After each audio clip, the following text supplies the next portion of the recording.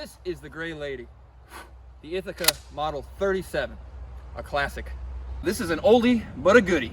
This in particular is the Featherlight Deer Slayer model, one of the numerous versions of this gun. It is the Deer Slayer despite it having ducks printed on the receiver.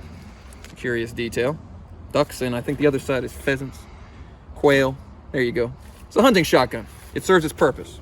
The original iteration of this began, as most modern firearms begin, as a design by John Moses Browning, as a competitor to the Winchester 1912.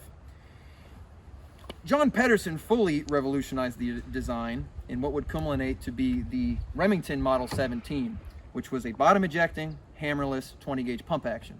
Ithaca drew inspiration on all of this and sought their own design based on this bottom ejecting shotgun in the early 1930s.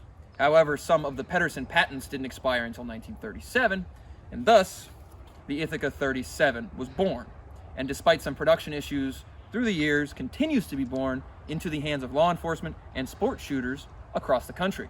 So this is a bottom feed and bottom eject shotgun, so there's only one port to worry about, which is great for lefty shooters, but it also minimizes the amount of gunk you can get into your action by 1/2. Some early examples of this were made with slam fire capability. This one, however, does not, which is just fine because this is still a great gun to shoot, and I think it holds up to the test of time. All right, so once again, despite this having birds on the receiver, we're using double up buck today, so we're going for a little bit more of a big game experience. This is a bottom feeding and ejecting shotgun, which has its advantages. Left-handed shooters will love it. They don't have to worry about casings flying past them, or shells, or whatever they call them on shotguns. But it also makes it a little cleaner of a system, instead of having an opening on the side as well. There are a couple disadvantages to it, but we'll get to that. So we'll just take aim here and we'll just see what happens.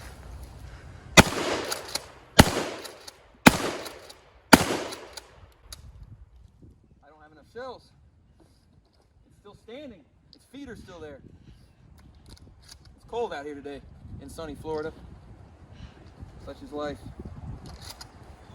There we go, that should work. We'll see what we can do here.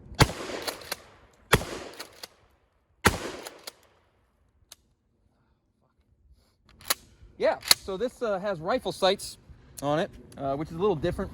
More used to a bead, but they're nice clean sights. The tip is translucent orange, so I'd imagine in sort of moderate light conditions to low light, like a day like today, it shows up pretty nicely. I'm a pretty good fan of them, but it is a little different.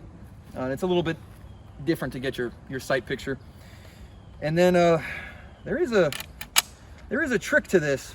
Some people say that it's difficult to directly load into the breech of this thing, and that's because of these wide forks that come out. But if you slide, there's a way to do it. You can push those down and then clumsily load it right into the breech like that. And it's not exactly like a great solution for a match, I guess, because it's a little more clumsy than it might be with a different shotgun, but it still works, and I think here's proof. Yeah, proof enough.